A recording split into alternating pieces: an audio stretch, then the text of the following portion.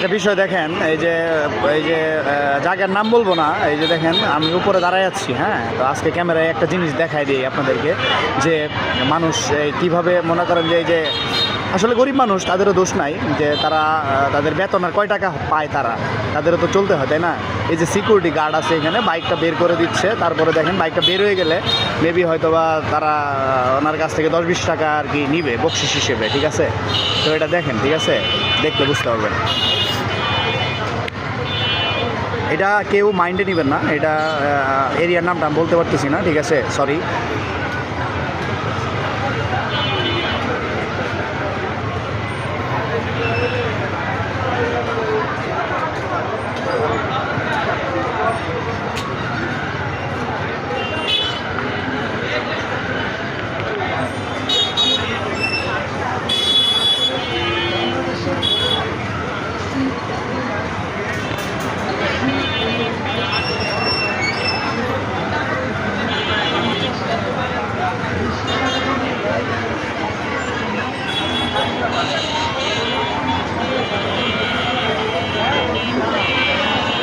ওই যে দেখেন মানিব্যাগে হাত দিল, ওই যে দেখেন দিবে তাদেরকে, ঠিক আছে?